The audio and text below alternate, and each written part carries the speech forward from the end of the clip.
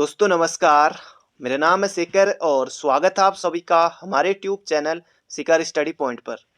तो दोस्तों इसमें हम देखने वाले हैं उत्तराखंड के 40 महत्वपूर्ण प्रश्नों को और कल को देखेंगे हम दोस्तों हिंदी के 30 महत्वपूर्ण प्रश्नों को देखेंगे हम दोस्तों कल को।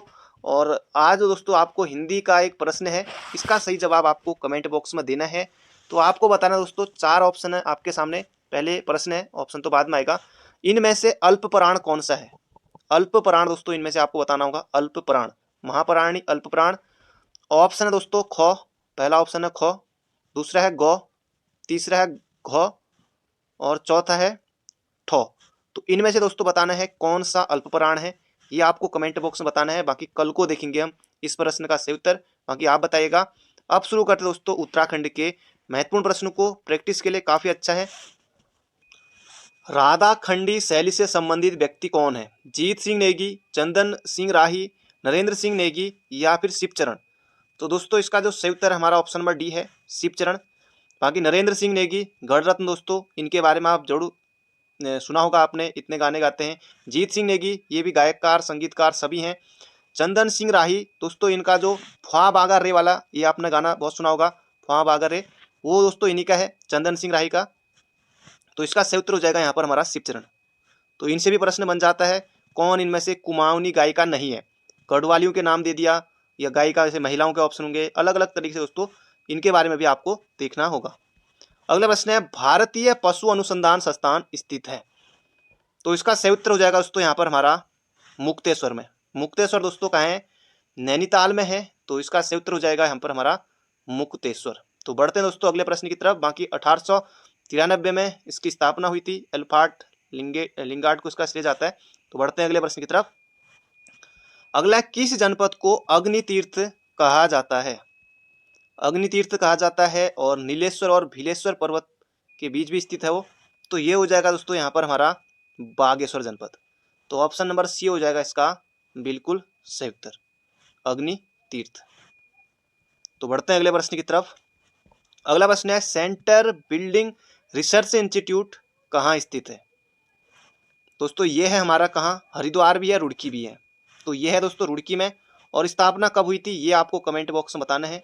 स्थापना कब हुई थी ये आपको कमेंट बॉक्स में बताना है। तो ये भी स्थापना भी आ सकता है कि स्थापना कब हुई थी सेंटर बिल्डिंग रिसर्च इंस्टीट्यूट की। तो रुड़की में तो है, क्योंकि ये पहले प्रश्न आ चुका है।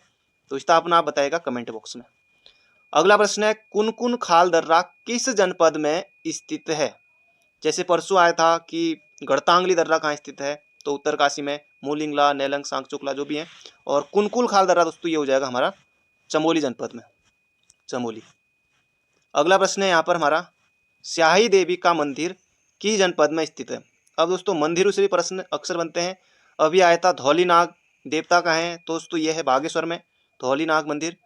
और बहुत से अभ्यर्थियों ने उसमें गलती की, क्योंकि पिथौरागढ़ कर दिया हो, बहुतों ने गलती की, लेकिन वो है अलग अलग है, लेकिन वो है बागेश्वर में, धौलीनाग अभी आया था। तो स्याही देवी मंदिर ये हो जाएगा दोस्तों यहाँ पर हमारा कहाँ है, अल्मोड़ा में है।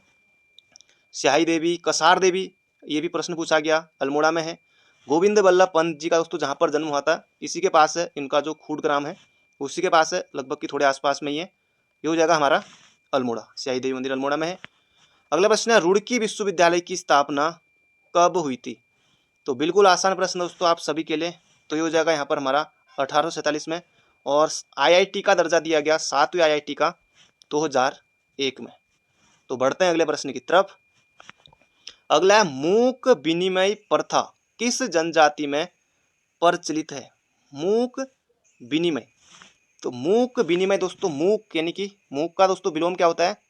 मूक का यानी कि शांत, मूक का विलोम होता है दोस्तों वाचाल। एक प्रश्न आपका हिंदी के लिए ये बन गया है। मूक विनिमय दोस्तों राजी में, मौन विनिमय है ये भूटिया में। तो यहाँ पर होगा हमारा राजी। अगला प्रश्न है, तिमाशा क्या है? अब ऑप्शन देखिए इसके, फसल है, मुद्रा है, नृत्य है या फिर वस्तु है। तिमाशा, तो ये हो जाएगा दोस्तों यहाँ पर हमारा मुद्रा है, प्रदीप शाह के समय थी। अगला प्रश्न है यहाँ पर हमारा, किस व्यक्ति का घर भारतीय भवन कहलाता है? तो इनमें से आपको बताना है भारतीय भवन कहलाता है। तो ये हो जाएगा दोस्तों यहाँ पर हमारा बैरिस्टर मुकुंदी लाल का जो घर है दोस्तों वो कहलाता है भारतीय भवन। तो ये आपको बिल्कुल याद रखना है।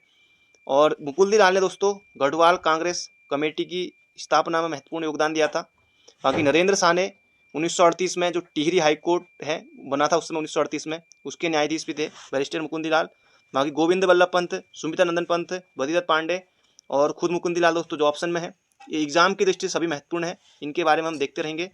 अगला प्रश्न है, वर्तमान में थारू जनजाति निवास करती है। तो ये हो जाएगा दोस्तों यहाँ पर हमारा थारू, खटीमा, खटीमा में बहुत सारे थारू हैं, खटीमा सितारगंज। तो बाकी वैसे जो ऑप्शन है ज़्यादातर जैसे किच्छा, रामनगर, तो यहाँ आपको लग सकता है कि सभी हो सकते हैं, लेकिन ज़्यादातर दोस्तों ये है खटीमा और सितारगंज में। अगला प्रश्न है, भोटिया जनजाति का प्रमुख निवास स्थान है। भोटिया दोस्तों ये हो जाएगा पिथौरागढ़, भोटिया, राजी, पिथौरागढ़, थारू के लिए उधम सिंह नगर, जौनसारी, देहरादून, वैसे और जनपदों में भी रहते हैं थोड़ा बहुत, जैसे सभी थोड़ा बहुत। तो ये हो जाएगा यहाँ पर हमारा पिथौरागढ़। अगला प्रश्न है यहाँ पर हमारा, ग्रीष्म एवं शीतकालीन आवास किस जनजाति में प्रचलित है। तो ये यहाँ पर पूछा गया है, अच्छा प्रश्न है, तो इसका सही उत्तर हो जाएगा भोटिया। ग्रीष्मकालीन आवास को दोस्तों ये कहा जाता है मैथ, और शीतकालीन आवास को कहा जाता है गुंडा या मुनसा। तो फॉरेस्ट गार्ड में ये प्रश्न आया था, ग्रीष्मकालीन आवास मैथ कहला या इस तरह से कुछ बना था, लेकिन इसका उत्तर था भोटिया। तो ये हो जाएगा यहाँ पर हमारा सही उत्तर भोटिया। तो फॉरेस्ट गार्ड में इससे प्रश्न बन चुका है, उम्मीद है कि यहाँ भी आए। अगला, टब्बर किस जनजाति से संबंधित है। तो ये हो जाएगा दोस्तों राजी या बनराव से संबंधित है टब्बर। तो ये आपको बिल्कुल याद रखना है। अगला प्रश्न है यहाँ पर हमारा,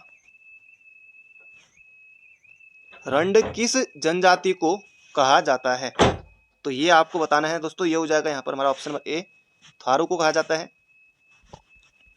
अगला है, भोटियों लोगों द्वारा बनाए जाने वाला भात। भात हो गया, इसके अलावा जो जूते हैं, बांक हैं, तो भात दोस्तों क्या कहलाता है, ये होता है दोस्तों छाकू, छाकू। तो ये हो जाएगा हमारा ऑप्शन नंबर सी। तो ये आपको बिल्कुल याद रखना है। तो बढ़ते हैं, इसके अलावा जो ज्या होता है ये भी पीते हैं। अगला प्रश्न है, जोहारी या सौका जनजाति कहाँ निवास करती है। ये जो जोहारी और सौका है ये भोटिया की उपजाति है। तो ये हो जाएगा हमारा पिथौरागढ़ में। तो ऑप्शन नंबर ए हो जाएगा सटीक उत्तर। अगला प्रश्न है यहाँ पर हमारा, रंग भंग नाम युवा ग्रह किस जनजाति में प्रचलित है। तो ये हो जाएगा दोस्तों यहाँ पर हमारा ये भोटिया में। तो ये आपको बिल्कुल याद रखना है। तो बढ़ते हैं अगले प्रश्न की तरफ। बाकी ये शादी करने की कोई एक प्रथा थी इस टाइप की कुछ, तो ये हो जाएगा भोटिया में। अगला, कौन सा मेला भोटिया जनजाति से संबंधित है। तो महासू दोस्तों जौनसारी, ये भी याद रखिए, महासू देवता, नूणाई ये भी जौनसारी। माघ मेला दोस्तों ये भी उत्तरकाशी में होता है। तो ये हो जाएगा हमारा जौलजेबी, जो कि दोस्तों कहाँ है, पिथौरागढ़ में। काली और गोरी का संगम, नदियों का नाम याद रखना, काली और गोरी का संगम। और मेला जो दोस्तों 1914 से शुरू हुआ था, 1914, आज नहीं, 100 साल से भी ज़्यादा हो गए हैं, आप सभी को पता है। और शुरुआत की थी इस मेले की किसने, गजेंद्र बहादुर सिंह ने, गजेंद्र बहादुर सिंह ने। ये भी आ चुका है एग्जाम में। तो अगला प्रश्न है यहाँ पर हमारा, कौन सी जनजाति में मात्र सत्तात्मक प्रथा प्रचलित है। तो ये आपको यहाँ पर बताना है, मात्र सत्तात्मक प्रथा। तो ये हो जाएगा यहाँ पर हमारा थारू। अगला प्रश्न है, जौनसारी लोग महासू देवता, महासू किस देवता को कहते हैं। ये होते हैं उनके शिव, महासू उनके शिव हैं, 4 महासू। तो ये जगह यहाँ पर हमारा शिव। अगला प्रश्न है, कौन सी जनजाति अपने को पांडवों को अपना प्रमुख देवता मानती है। तो ये हो जाएगा जौनसारी, पांडव नृत्य। तो ये हो जाएगा जौनसारी।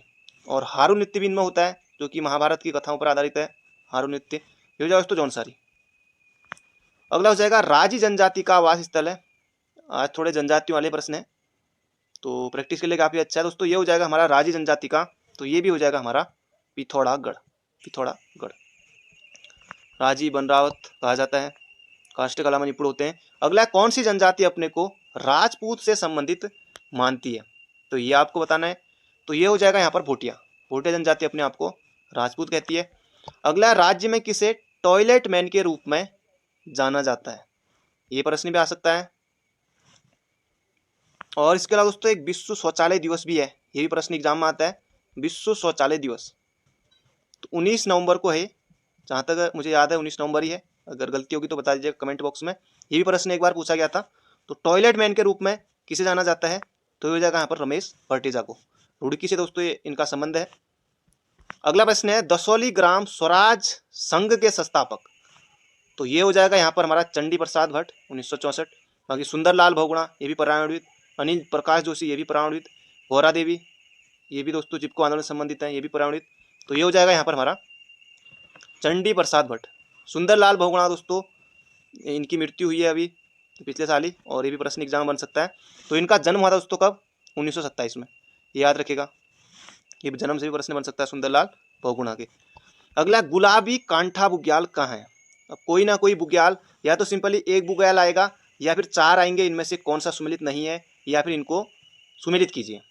तो गुलाबी कांठा दोस्तों ये हो जाएगा उत्तर काशी में। बाकी बहुत सारे चमोली में भी हैं, टिहरी में भी हैं, पिथौरागढ़ में भी हैं।